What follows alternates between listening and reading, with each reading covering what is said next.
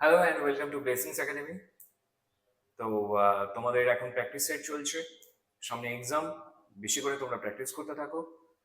Practice class 6 হবে আজকে। তো আগের যে 5খানা ক্লাস আছে তোমরা মিস করে গেলে সেগুলো একবার চোখ বুলিয়ে নেবে। ঠিক আছে, তাহলে আজকে শুরু করা যাক। এবং অ্যাজ ইউজুয়াল আমি যে কথাটা বলে থাকি সেটা হচ্ছে প্রতিটা ভিডিওকে পজ করে নিজেরা অঙ্কগুলো একবার ট্রাই করবে, ঠিক আছে, এবং তারপর আমার সলিউশন দেখবে। চলে এসো। তাহলে আজকে প্রথম প্রশ্ন হচ্ছে এইটা, যে এক ব্যক্তি দুগ্ধ ক্রয় করে তাতে জল মিশ্রিত করলো, যদি ওই মিশ্রিত দুগ্ধ ক্রয় মূল্যের দরে বিক্রি করে 20% লাভ হয়, তাহলে প্রতি লিটারে মিশ্রিত দুধে কত জল ছিল। একটা জিনিস খেয়াল করবে, এখানে আমাদের কথাটা বলেছে যে যে দামে কিনেছে সেই দামে বিক্রি করছে। তাহলে আমি যে দামে কিনেছি সেই দামে যদি বিক্রি করি তাহলে আমার কি লাভ হবে? আমার কখনোই লাভ হবে না, তাই না? তাহলে আমি এখানে লাভ করতে পারছি তার কারণ আমি জল মেশাচ্ছি। ঠিক আছে, তাহলে যতটা আমি জল মেশাবো, আমি যদি যে দামে কিনে সেই দামে বিক্রি করি, তার মানে যতটা জল মেশাবো সেইটাই আমার প্রফিট। তো এই ধরনের প্রশ্ন যদি তোমাকে থাকে, মানে সিপি আর এসপি যদি সমান হয়, অর্থাৎ ক্রয় মূল্য আর বিক্রয় মূল্য যদি সমান হয়, ভাষায় এইভাবে দেওয়া থাকবে যে ক্রয় মূল্যের দরে বিক্রি করা হচ্ছে, তাহলে সবসময় কি করবে, যে পার্সেন্টেজটাকে ভাঙবে, সেটাই তোমার আনসার। ঠিক আছে, তাহলে আমাদের পার্সেন্টেজটা আছে 20%, তাহলে 20%কে ভাঙলে আমরা কি জানি যে 20/100, আর 20/100 কে কাটাকুটি করলে 1/5, তাহলে তোমার আনসারটা হয়ে গেল 1/5। ঠিক আছে, জাস্ট লাইক দ্যাট।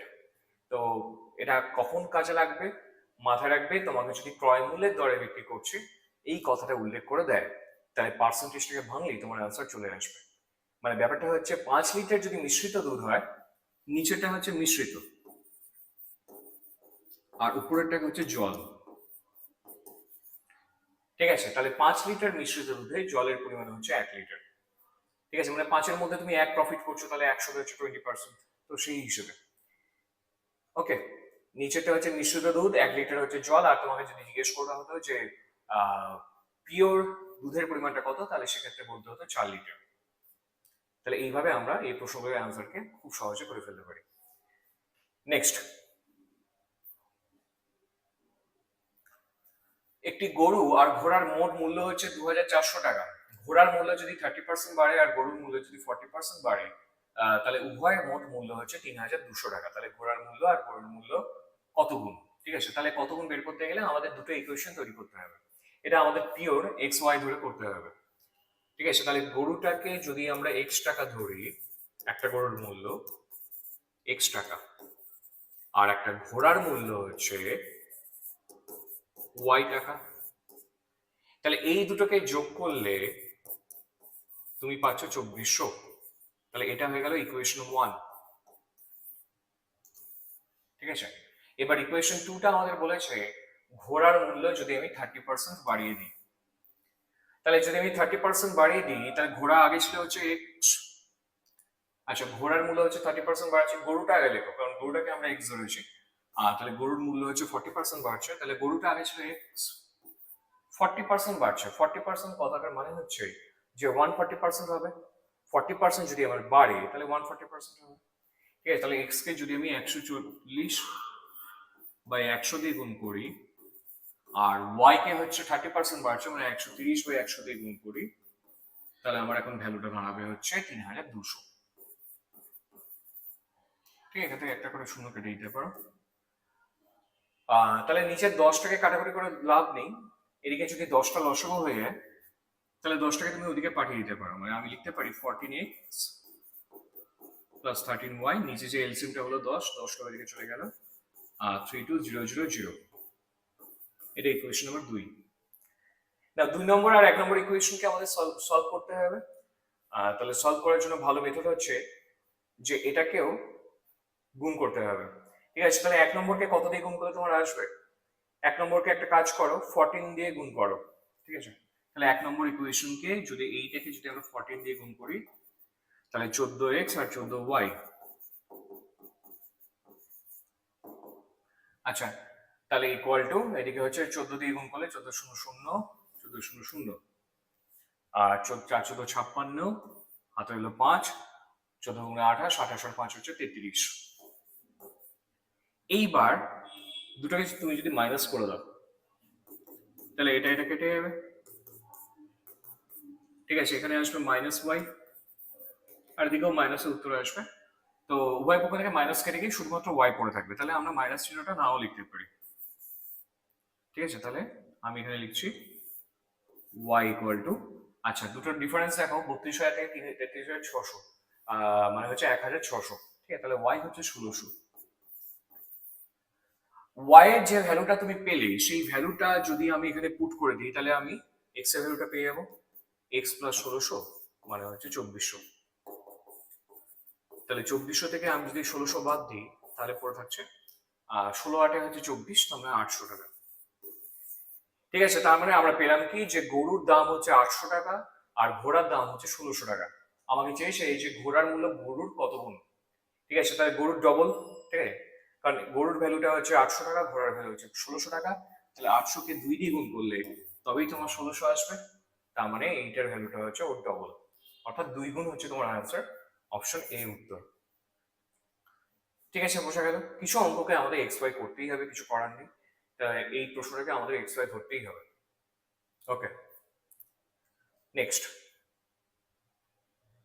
পরেরটা বলেছে একটা আয়তক্ষেত্রের দৈর্ঘ্য 15% বাড়লে এবং প্রস্থ যদি 15% কমে, তাহলে তার ক্ষেত্রফলের শতকরা পরিবর্তন কত হবে। একটা জিনিস মাথায় রাখবে সবসময়, যে কোনো জিনিস, যে কোনো জিনিস, ঠিক আছে, x% যদি বৃদ্ধি পায় আবার x% যদি হ্রাস পায়, সেটা যে কোনো ভাবে হতে পারে। সেটা অর্থের দিক থেকে হতে পারে, সেটা তোমার ভ্যালুর দিক থেকে হতে পারে, এখানে যেমন আমাদের দৈর্ঘ্য প্রস্থের দিক থেকে বলেছে। তো আমরা এটা মাথায় রাখবো যে আলটিমেটলি যেটা হবে সবসময় হ্রাসই হবে। ঠিক আছে, সাধারণ মানুষ মনে করে যে ধরো আমি একটা দোকানে গেলাম, তাহলে জিনিসটার দাম প্রথমে 10% বাড়ানো হলো এবং তারপরে 10% কমানো হলো। তো আমাদের মনে হয় যে 10% বাড়ালাম 10% কমালাম, জিনিসটার দাম হয়তো একই থাকবে, কিন্তু সেটা প্র্যাকটিক্যালি হয় না।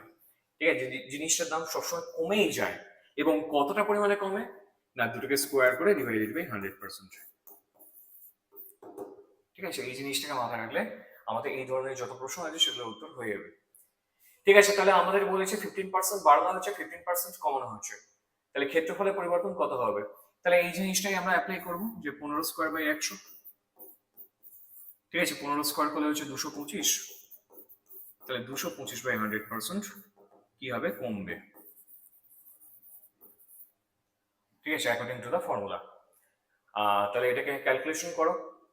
225 বাই 100 কে আমি যদি বলি, তাহলে এদিকে 25 দিয়ে হচ্ছে 4, 25 দিয়ে কাটলে হচ্ছে 9, 9 বাই 4 মানে 4 দুগুণে 8, 1 ভাগশেষ। ঠিক আছে, নিচেরটা 4 হবে।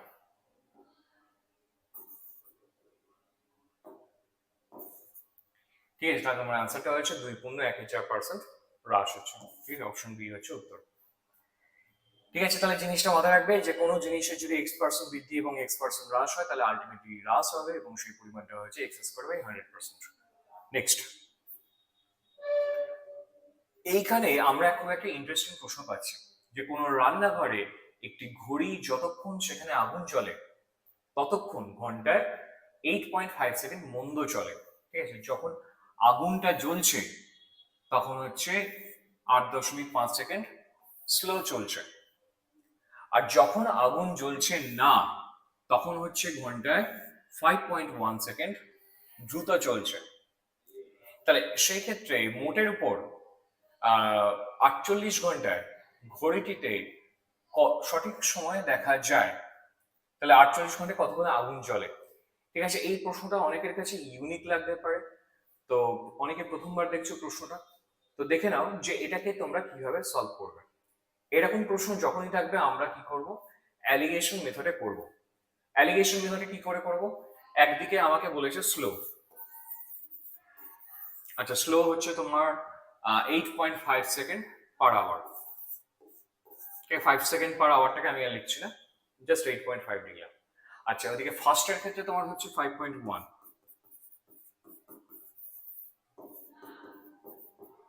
ঠিক আছে, মানে ঘড়ির কাঁটা কখনো স্লো চলছে কখনো ফাস্ট চলছে, ঠিক আছে, কখনো এগিয়ে যাচ্ছে কখনো পিছিয়ে আসছে, কিন্তু 48 ঘন্টায় মোটের উপর ওটা ঘড়িটাতে সঠিক সময় দেখাচ্ছে। তো সঠিক সময় কথাটার মানে হচ্ছে একদম পারফেক্ট টাইমিং।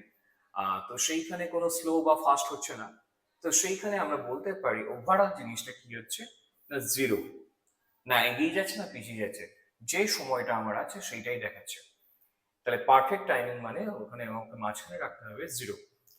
ঠিক আছে, এইবার অ্যালিগেশনের ক্ষেত্রে কি হয়, দুজনের যে ডিফারেন্সটা হয় সেই ডিফারেন্সটা কোনাকুনি বসাতে হয়। 8.5 এর সাথে জিরো ডিফারেন্স হচ্ছে 8.5, আর 5.1 এর সাথে জিরো ডিফারেন্স হচ্ছে 5.1। এই দুটো কি থাকে না রেশিওতে থাকে। তাহলে রেশিওতে যদি আমি দেখি তাহলে দশমিক এক ঘর সরে গেলে তোমার আলটিমেট রেশিওটা হচ্ছে 51:85। আমি এখানে আরেকবার লিখছি যে স্লো ইজ টু ফাস্ট রেশিওটা হচ্ছে 51:85। তাহলে 17 দিয়ে গেলে 3, 17 দিয়ে গেলে হচ্ছে 5। তাহলে 3:5 রেশিওতে এটাকে আমাকে ভাঙতে হবে। ঠিক আছে, আচ্ছা আমাকে জিজ্ঞেস করেছে 48 ঘন্টায় কতক্ষণ আগুন জ্বলে। আগুন জলের ব্যাপারটা কোথায় ছিল না স্লোতে ছিল। ঠিক আছে, তাহলে স্লো কতক্ষণ ছিল সেটা আমাকে জানতে বলেছে। স্লো ছিল হচ্ছে 3, টোটালটা হচ্ছে 3 আর 5 যোগ করলে 8। তাহলে 8 এর মধ্যে যদি 3 ভাগ হয়, মানে 8 ঘন্টায় যদি 3 ঘন্টা হয়, তাহলে 48 ঘন্টায় কতটা হবে ইন্টু 48। 8 দিয়ে গেলে 6, 6 আর 3 গুণ করলে হচ্ছে 18 ঘন্টা। তাহলে 18 ঘন্টা হচ্ছে তোমার অ্যান্সার। ঠিক আছে, এই প্রশ্নটা তোমরা অনেকে প্রথমবার দেখছো, তো সেই হিসেবে মাথায় রাখবে যে এটাকে আমরা কি করব না অ্যালিগেশন মেথডে করব। জাস্ট আমাদের কি করতে হবে, দুটো সময়কে দুদিকে দিয়ে দেবে এবং মাঝখানে জিরো রাখবে, বা দুটো রেশিও করলেও হবে। ঠিক আছে, তোমাকে অ্যালিগেশন না করে তুমি যদি দুটো রেশিও প্রথমেই করে দাও, রেশিওটাকে ঘুরিয়ে দিলেই হবে। ঠিক আছে, স্লোতে আমার কথা ছিল, স্লোতে ছিল হচ্ছে 8.5, তো তুমি ঘুরিয়ে দাও, স্লোতে লেখো 5.1 আর ফার্স্টে লেখো 8.5, তাহলেও কিন্তু হয়ে যাবে। ঠিক আছে, তাহলে এটাকে মাথায় রাখবে। নেক্সট আমাদের নেক্সট প্রশ্ন বলেছে বড় থেকে ছোট হিসেবে সাজাও। তাহলে এই 31/50, 31/50। আচ্ছা, 31/50 কে আমরা এটাকে পার্সেন্টেজ মেথডে করতে পারি, আর এদিকে হচ্ছে 0.49, 0.49 এর রুট, 0.49 এর রুট যদি করি তাহলে এদিকে কত আসবে 0.7। ঠিক আছে, তাহলে একটা কাজ করো, এটাকে দশমিকেই করো। যদি আমি এটাকে দশমিকে ভেঙে নিই 31/50 কে, তাহলে দশমিক দিলে একটা শূন্য, আর 6 দিয়ে গেলে হচ্ছে 5 6 30, তার মানে এদিকে হচ্ছে তোমার 10 ভাগ শেষ, তাহলে 0.6 হবে এটা। আপাতত এক ঘর পর্যন্ত নিচ্ছি, যদি আমাদের দেখা যায় যে প্রথম ঘরটা দুজনের ক্ষেত্রে সমান আছে তাহলে আমরা সেক্ষেত্রে দ্বিতীয় ঘরে যাবো।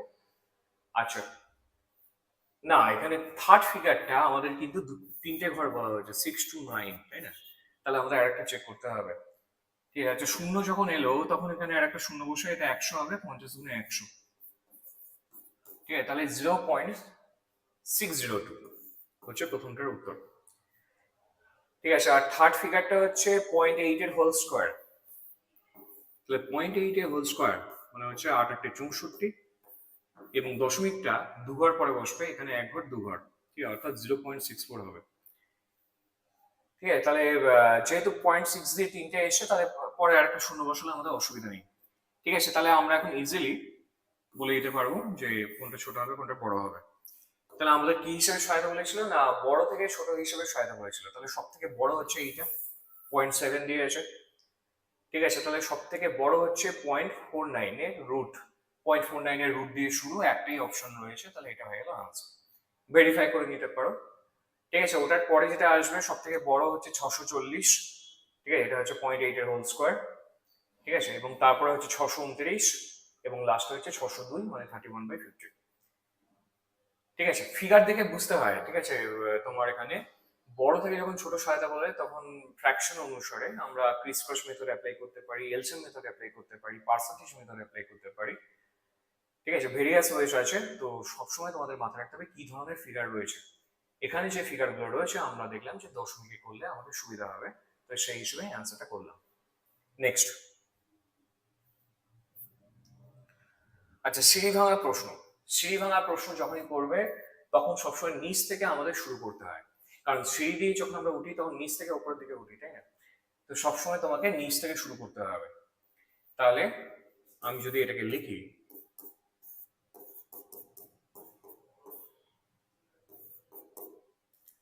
আচ্ছা এদিকে 1 প্লাস 1 এর 4, 1 সাথে যদি আমি 1 এর 4 যোগ করি তাহলে হবে 1 পূর্ণ 1 এর 4, ঠিক আছে? আর 1 পূর্ণ 1 এর 4 মানে হচ্ছে 5/4। তাহলে এইটাতে তোমার হিসাবটা আসবে 5/4। না, উপরে একটা জিনিস দেখো, 5/4 কে আমি যদি উল্টে দিই মানে 1 রিভার্স আছে, তাই না? এখানে 1/5/4, যাই হোক 5/4 আমি এখানে লিখছি।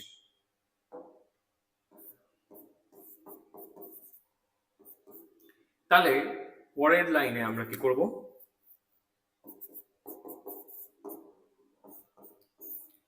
ওই 5/4টা আমাদের উল্টে যাবে। 1/5/4 মানে ওটা হয়ে যাবে 4/5।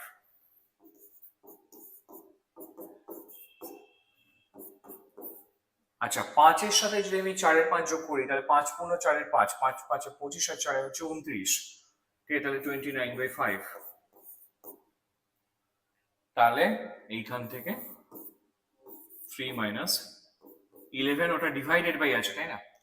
Divided by 29/5। তাহলে তুমি যখন ইনটু করবে তখন 29/5টা উল্টে যাবে, অর্থাৎ 5টা উপরে আসবে, 29টা নিচে আসবে। তাহলে এদিকে 5 আর 55 আর এদিকে হচ্ছে 29, 29 থেকে হচ্ছে 87, 87 থেকে 55 বাদ দিতে হবে। তাহলে আলটিমেটলি তোমার অ্যান্সারটা হচ্ছে এদিকে 2, এদিকে হচ্ছে 3, 32/29। আচ্ছা 32/29 অপশনে নেই, ঠিক আছে? আমি আরেকবার চেক করে নিচ্ছি, যদি আমাদের এই অ্যান্সারটা বেরোয় তাহলে অপশনগুলো ভুল আছে। ঠিক আছে, আরেকবার দেখে নাও। 3 minus 11/5 plus 1 divided by 5 minus, আচ্ছা 5 মাইনাস 1/1 প্লাস 1/4, এটাকে যোগ করলে 5/4, 5/4টাকে উল্টে দিলে হচ্ছে 4/5। আচ্ছা 4/5, 5 মাইনাস 4/5, ঠিক আছে? আমারই ভুল হয়েছে, ওটাকে আরেকবার করতে হবে, দাঁড়াও।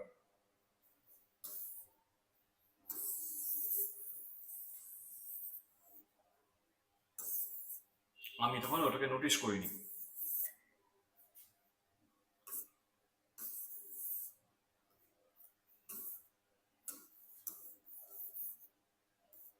ঠিক আছে, আরেকবার আমরা ক্যালকুলেশন করছি।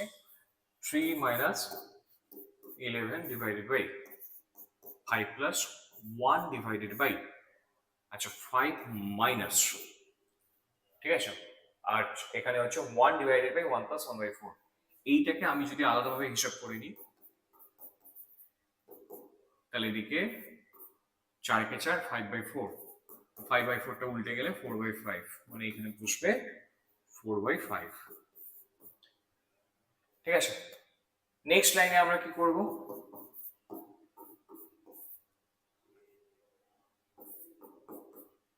5 5 25, 25 থেকে 4 বাদ দিলে হচ্ছে 21, ঠিক আছে? তাহলে 21/5 ওটা উল্টে গেলে 5/21। তাহলে এদিকে 21কে 5 দিয়ে গুণ করলে 105, 105 এর সাথে 5 যোগ করলে 110, তাহলে 110/21 ওটা উল্টে গেলে 21/110। তাহলে 11 দিয়ে কাটলে হচ্ছে 10, তাহলে 3 মাইনাস 21/10। 3 দিয়ে গেলে হচ্ছে 30, 30 থেকে 21 বাদ দিলে, 30 থেকে 21 বাদ দিলে হচ্ছে 9, মানে তোমার আলটিমেটলি অ্যান্সারটা হচ্ছে 9/10। ঠিক আছে, তাহলে অ্যান্সারটা 9/10 হবে। আগের ক্ষেত্রে একটুখানি ক্যালকুলেশনে ভুল হয়েছিল, তো ওটাকে ঠিক করে দিলাম। ঠিক আছে, নেক্সট। আচ্ছা, একটি জিনিসের বিক্রয় মূল্যের 10% তার ক্রয় মূল্য হচ্ছে 12% এর সমান, এবং বিক্রয় মূল্যের 16% ক্রয় মূল্য 18% থেকে 6 টাকা বেশি হলে জিনিসটার বিক্রয় মূল্য আর ক্রয় মূল্য কত?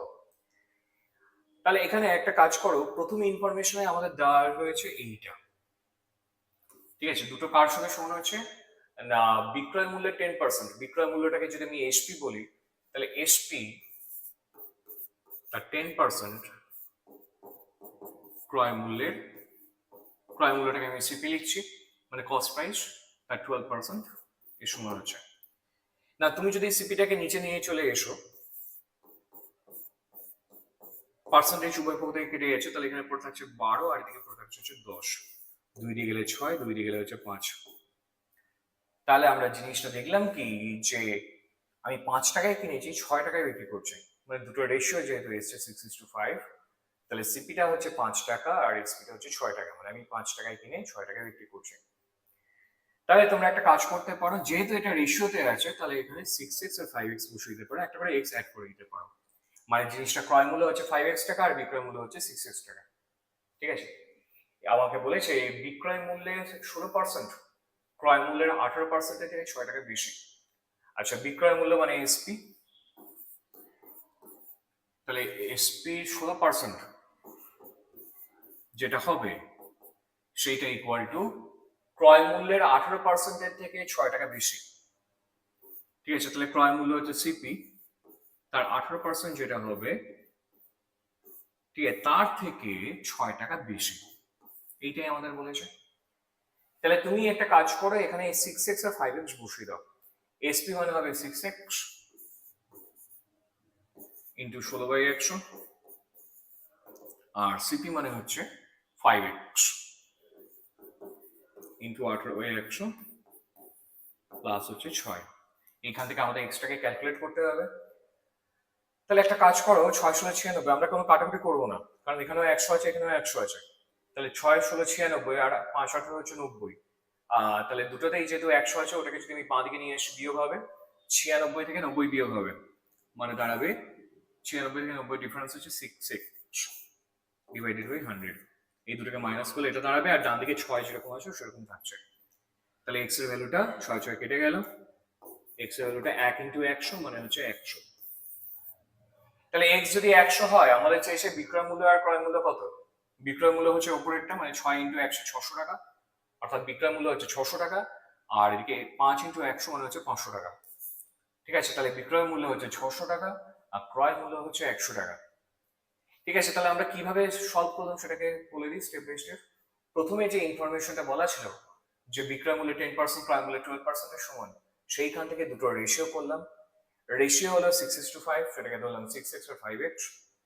ঠিক আছে, তাহলে সেইটাকে নিয়ে আমরা কি করলাম, দ্বিতীয় যে কন্ডিশনটা বলা হয়েছে, দ্বিতীয় স্টেটমেন্টটা বলা হয়েছে, তো সেইখানে আমরা বসে দিলাম, এক্সটাকে সলিউশন করলাম, আর এক্সটা বেরিয়ে গেলে আমাদের অ্যান্সার বেরিয়ে যাবে। ওকে, নেক্সট। আচ্ছা, আমাদের একটা সিম্পল রেশিও প্রশ্ন দিয়েছে যে a:b, b:c, c:d যদি এটা হয়, তাহলে a:d এর ভ্যালুটা কত হবে। দেখো, কোন রেশিওতে তোমাকে যদি প্রথমটা আর শেষটার রেশিও বের করতে বলে, ঠিক আছে, আমাদের যেরকম বলেছে a আর d এর রেশিওটা, a হচ্ছে একদম প্রথমেরটা, d হচ্ছে একদম লাস্টেরটা, তাহলে সেইটাকে আমরা এইভাবে লিখতে পারি, a/b into b/c into c/d, তাই না? যে bb কেটে গেল, cc কেটে গেল, a/d পড়ে রইল। তাহলে এই ভ্যালুগুলোকে তুমি যদি বসিয়ে দাও, তাহলে কিন্তু আমাদের অ্যান্সার চলে আসবে। a:b মানে হচ্ছে 2:3, তার মানে আমি এখানে লিখবো a/b মানে হচ্ছে 2/3, b/c মানে হচ্ছে 4/5, আর c/d মানে হচ্ছে 6/7। ঠিক আছে, তাহলে এদিকে কাটাকুটি কি যাবে?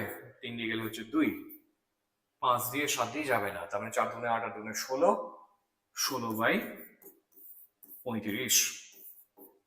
তাহলে আলটিমেটলি অ্যান্সারটা হচ্ছে 16:35, অর্থাৎ অপশন বি। ঠিক আছে, তাহলে আমরা কি শিখলাম, যে প্রথমটা আর শেষটার রেশিও যদি তোমাকে বলে, তাহলে আমরা এইভাবে করতে পারি। তোমাকে যদি লাস্টে ই বলা থাকতো, তুমি কি করতে, a/b, b/c, c/d, d/e। ঠিক আছে, তাহলে লাস্টেরটা আর প্রথমেরটা রেশিও বলা থাকলে আমরা এইভাবে করবো, আমাদের খুব তাড়াতাড়ি হবে। নেক্সট, 49 ও কোন রাশির অনুপাত সেই রাশি এবং 81 এর অনুপাতের সমান হলে ওই রাশিটি কত। রাশিটিকে x ধরে নাও, তাহলে যদি x ধরি, তাহলে 49 এবং x এর যে রেশিও, সেই রাশি এবং 81 এর রেশিওর সঙ্গে সমান। ঠিক আছে, তাহলে এই দুটো হচ্ছে ইকুয়াল। তাহলে আমি এটা বলতে পারি যে 49 divided by x equal to হচ্ছে x ইন্টু 81। তাহলে x স্কোয়ার মানে হচ্ছে 81 ইন্টু 49 এর গুণফল। তার মানে এখান থেকে তুমি যদি x বের করতে চাও, তাহলে এটাকে রুট বসিয়ে দিলেই হবে। 81 এর রুট করলে 9 আর 49 এর রুট করলে 7, তাহলে ফাইনালি তোমার অ্যান্সারটা হচ্ছে 7 × 63। ঠিক আছে, তাহলে 63 কোন অপশনে আছে না, অপশন বি তে আছে, তাহলে অ্যান্সার হয়ে গেল অপশন বি। ঠিক আছে, আমাদের প্রশ্নটা বলা ছিল যে 49 এর সাথে কোন একটি রাশির অনুপাত ওই রাশিটির সাথে 81 এর অনুপাতের সাথে সমান, তাহলে সেই হিসাবে যদি আমরা বসিয়ে দিই তাহলে এক্স এর ভ্যালু বেরিয়ে যাচ্ছে 63। নেক্সট, কোন স্থানে পৌঁছাতে কোনো ব্যক্তি ঘন্টায় 4 কিলোমিটার বেগে গেলে 10 মিনিট বিলম্বে পৌঁছান, আবার যদি 5 কিলোমিটার বেগে গেলে 5 মিনিট আগে পৌঁছান, তাহলে তাকে কত দূর যেতে হবে? ঠিক আছে, ডিস্টেন্সটাকে আমরা ধরে নিচ্ছি এক্স কিলোমিটার, আমরা ধরে নিচ্ছি যে দূরত্ব হলো এক্স কিলোমিটার। তাহলে এক্স কিলোমিটার দূরত্ব যদি হয়, প্রথম কন্ডিশনে আমাকে বলেছে যে 4 কিলোমিটার পার আওয়ারে যাচ্ছে, তাহলে 1 ঘন্টায় যেতে 4 কিলোমিটার, মানে 4 কিলোমিটার যেতে যদি 1 ঘন্টা সময় লাগে, তাহলে 1 কিলোমিটার হচ্ছে 1/4 আর x কিলোমিটার হচ্ছে x/4, এত ঘন্টা সময় নেবে। ঠিক আছে, কি বললাম বোঝা গেল? দুভাবে করতে পারো, একটা হচ্ছে ঐকিক নিয়মে, যে 4 কিলোমিটার যেতে পারে 1 ঘন্টায়, 4 কিলোমিটার যায় 1 ঘন্টায়, তাহলে 1 কিলোমিটার হচ্ছে 1/4 ঘন্টায়, আর x কিলোমিটার যেতে সময় লাগে x/4 ঘন্টা। আবার তুমি ফর্মুলা দিয়েও করতে পারো যে টাইম মানে হচ্ছে ডিস্টেন্স বাই স্পিড। ঠিক আছে, টাইম মানে হচ্ছে ডিস্টেন্স বাই স্পিড। তাহলে এখানে প্রথম ক্ষেত্রে ডিস্টেন্সটা হচ্ছে x কিলোমিটার আর সময়টা হচ্ছে 4 কিলোমিটার পার আওয়ার। ঠিক আছে, তাহলে ওটা নিচে চলে গেল। তাহলে 4 কিলোমিটার পার আওয়ার গতিবেগে যদি আমি যাই, তাহলে আমার সময় লাগবে x/4 ঘন্টা।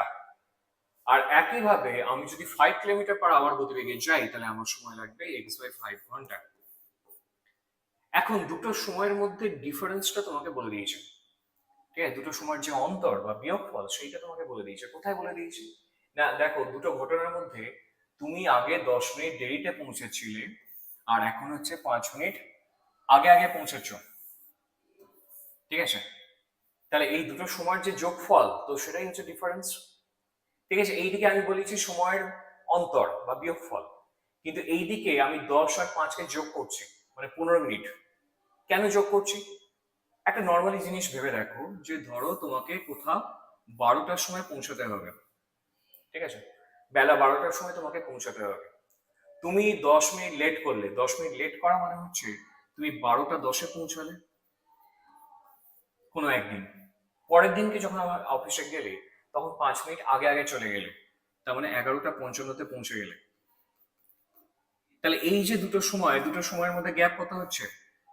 11টা 55 থেকে যদি আমি 12টা 10 পর্যন্ত দেখি, তাহলে 15 মিনিটের গ্যাপ হচ্ছে, তাই না? তো সেই কারণে এটা সবসময় মাথায় রাখবে যে যখন তোমাকে একটা দেরিতে বলবে একটা আগে বলবে, সেই সময় দুটোকে সবসময় যোগ করে দিতে হয়। ঠিক আছে, তাহলে সময়ের পার্থক্যটা হচ্ছে দুটোর যোগফল। দুটোকে যোগ করলে কত হচ্ছে? 15 মিনিট। ঠিক আছে, সময়ের পার্থক্য হচ্ছে 15 মিনিট। কিন্তু আমাদেরকে ঘন্টায় বলেছে বাকিগুলো, ঘন্টায় 4 কিলোমিটার, ঘন্টায় 5 কিলোমিটার, তাহলে মিনিটে রাখলে হবে না। ঠিক আছে, এটাকে আমাদের ঘন্টায় কনভার্ট করতে হবে। 15 মিনিট মানে হচ্ছে 15/60 ঘন্টা। 15/60কে তুমি যদি লঘিষ্ঠ আকারে নাও, তাহলে 15কে 15, 4 15 60, মানে 1/4। ব্যাস, আমাদের ইকুয়েশন তৈরি হয়ে গেল। দুটো সময়ের পার্থক্য হচ্ছে 1/4 আওয়ার। তাহলে এক্স এর ভ্যালুটা বের করলে তোমার অ্যান্সার চলে আসবে। দুটো লসগু হচ্ছে 20, 5x থেকে 4x পাওয়া যাবে, মানে হচ্ছে x ইকুয়াল টু 1/4, মানে x ইকুয়াল টু হচ্ছে 5। x ইকুয়াল টু যদি 5 হয়, তাহলে অ্যান্সারটা হচ্ছে মোট দূরত্ব হচ্ছে 5 কিলোমিটার। তাহলে এই ধরনের প্রশ্ন যখনই থাকবে, আমরা কি করব? সময়ের পার্থক্য বের করব এবং এইভাবে ইকুয়েশনটা তৈরি করব যে প্রথম সময়টা হচ্ছে x/4, দ্বিতীয় সময়টা হচ্ছে x/5। ঠিক আছে, দুটো সময়ের যে পার্থক্য সেটা হচ্ছে 15/60 ঘন্টা, মানে 1/4 ঘন্টা। তাহলে সেটা থেকে x বের করলে তোমার অ্যান্সারটা চলে আসবে। নেক্সট, কোন ক্রিকেট খেলোয়াড় সপ্তদশতম বারের খেলায় 85 রান করলে তার রানের গড় পূর্বে 16 বারের রানের গড় অপেক্ষা 3 বাড়লো। 17 বার খেলার পর তার রানের গড় কি হলো?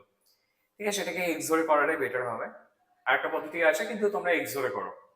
ঠিক আছে, তাহলে 16 বারের রানের গড়টাকে আমি ধরে নিচ্ছি যে এক্স। ঠিক আছে, 16 বারে 16তম খেলার পর গড় হচ্ছে এক্স। ঠিক আছে, তাহলে 16তম খেলার পরে সমষ্টি কত হবে? না, 16x হবে। ঠিক আছে, 16তম খেলার পর সমষ্টি হচ্ছে 16x। নাও তোমার রানের গড় হচ্ছে আগের থেকে 3 বেড়ে গেছে, ঠিক আছে, তার মানে 17তম গেমটা খেলার পরে রানের গড় আগের থেকে 3 বেড়ে গেল, মানে এখন গড় হচ্ছে x+3, ঠিক আছে, আগে গড় ছিল x, তার থেকে 3 বেড়ে গেল, মানে এখন গড় হচ্ছে x+3। ঠিক আছে, তাহলে 17তম গেমের পরে সমষ্টি কত হবে? 17 দিয়ে গুণ করে দাও, ঠিক আছে, 17 ইন্টু x+3, অর্থাৎ 17x প্লাস 3 17 51।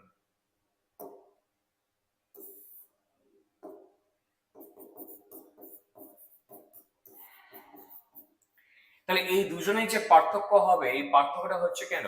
এই পার্থক্যটা হচ্ছে কারণ 17তম গেমে সে রান করেছে 85, ঠিক আছে, তার মানে প্রশ্নানুসারে আমরা বলতে পারি যে 17তমর পরে যে টোটালটা রয়েছে আর 16তমর পরে যে টোটালটা রয়েছে সেই দুজনের ডিফারেন্সটাই হচ্ছে 85।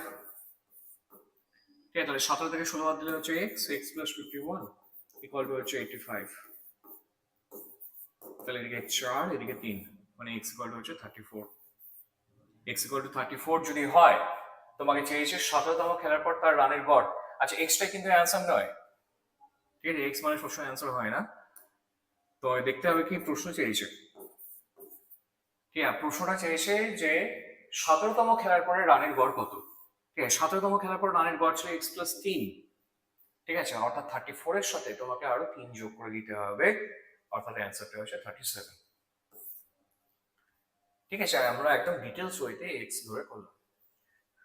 নেক্সট,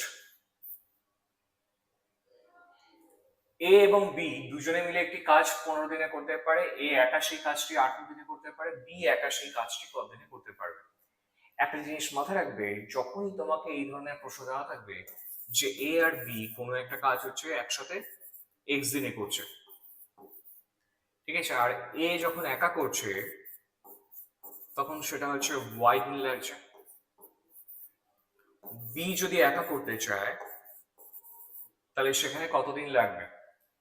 নাও এটার একটা ফর্মুলা আছে, আমরা এলসিএম মেথডেও করতে পারি, কিন্তু দরকার নেই, আমরা ফর্মুলা মেথডে খুব ইজিলি করে ফেলতে পারবো। ওপরে দুটোকে গুণ করবে আর নিচে বড় থেকে ছোটটা বিয়োগ করবে, কারণ নেগেটিভে তো অ্যান্সার আসবে না, তাই না? তাহলে এই চিহ্নটার অন্তর চিহ্ন, এটার মানে হচ্ছে বড় থেকে ছোট বিয়োগ করবে। যদি ওয়াই এর ভ্যালুটা বড় হয় তাহলে ওয়াই মাইনাস এক্স লিখবো, আর যদি এক্স এর ভ্যালুটা বড় হয় তাহলে এক্স মাইনাস ওয়াই লিখবো। তাহলে সেই হিসেবে আমরা যদি প্রশ্নটা করি, তাহলে এদিকে দুজনে মিলে একসাথে করছে 15 দিন, এ একা করছে 18 দিনে, তাহলে বি একা কতদিন সময় লাগবে? উপরে দুটো গুণ আর নিচে দুটোর বিয়োগ। ঠিক আছে, নিচে দুটোকে বিয়োগ করলে কত আসবে? 15 18 ডিফারেন্স কত? ডিফারেন্সটা হচ্ছে 3, তাই 3টা নিচে নেমে গেল, 3 দিয়ে কাটলে 6, 6 15 90। তোমার এখানে আনসারটা হচ্ছে 90 দিন। ওকে, তাহলে আমাদের এই ধরনের প্রশ্ন থাকলে আমরা বেশি সময় নেব না, এই ফর্মুলাটা মাথায় রাখবে, তাহলে উপরে দুটো গুণ আর নিচে দুটোর বিয়োগ, তাহলে অ্যান্সারটা চট করে তোমাদের হয়ে যাবে। নেক্সট, এ 1800 টাকা কিছুদিনের জন্য এবং বি 1000 টাকা 9 মাসের জন্য কোনো ব্যবসায় খাটালো, এ এবং বি এর লাভ যদি সমান হয় তাহলে এর টাকা কতদিন ব্যবসায় খাটবে। আচ্ছা, পার্টনারশিপের ক্ষেত্রে আমরা একটা ফর্মুলা খুব ভালোভাবে জানি যে প্রফিট রেশিও, ঠিক আছে, প্রফিট রেশিও মানে হচ্ছে capital ratio into time ratio. ঠিক আছে, তাহলে পার্টনারশিপের সমস্ত অঙ্কের জন্য এটা আমাদের অ্যাপ্লিকেবল, যে লাভ মানে হচ্ছে মূলধন ইনটু সময়, ঠিক আছে, অনুপাতে থাকবে। তাহলে এখানেও আমরা তাই করছি, দুজনের প্রফিট হচ্ছে সমান সমান, ঠিক আছে, এই যে আমাকে বলেছে যে এ এবং বি এর লাভ হচ্ছে সমান, তাহলে লাভটা যদি সমান হয় তাহলে দুজনের ক্যাপিটাল ইনটু টাইমটা সমান হবে। ঠিক আছে, তাহলে এর ক্ষেত্রে যদি আমি দেখি, এর ক্যাপিটালটা হচ্ছে 1800 টাকা, সময়টা বলেছে কিছু দিনের জন্য, মানে কয়েক মাসের জন্য, আমি ওটাকে ধরছি এক্স মাসের জন্য। ঠিক আছে, এর ক্ষেত্রে এটাকে আমরা ধরলাম এক্স মাসের জন্য, তাহলে এটা গেল এর ক্ষেত্রে ক্যাপিটাল ইনটু টাইম। আচ্ছা, বি এর ক্ষেত্রে ক্যাপিটাল ইনটু টাইম যদি করি তাহলে বি হচ্ছে 1000 টাকা 9 মাসের জন্য, এই দুটো ইকুয়াল, তাহলে সেখান থেকে তুমি এক্স টাকে বের করে দাও, তোমার আনসার চলে আসবে। ঠিক আছে, তাহলে X equal to 1000 into 9 divided by 1800, দুটো শূন্য কেটে গেল, 9 দিয়ে 2, 2 দিয়ে 5। তাহলে আমরা এটা বলতে পারি যে 5 মাসের জন্য এই টাকাটাকে ইনভেস্ট করেছিল। ঠিক আছে, এই মেথডটাকে মাথায় রাখবে যে প্রফিট মানে হচ্ছে ক্যাপিটাল ইনটু টাইম। এটাকে মাথায় রাখলে তোমাদের পার্টনারশিপে যত প্রশ্ন আছে সলভ হয়ে যাবে। নেক্সট। ঠিক আছে, তাহলে আজকে এতটাই। আমাকে শোনার জন্য তোমাদের ধন্যবাদ। ঠিক আছে, তোমরা যেহেতু পরীক্ষার সামনে বেশি বেশি করে প্র্যাকটিস করতে থাকো আর আমার সাথে থেকো। ঠিক আছে, চলো, থ্যাংক ইউ।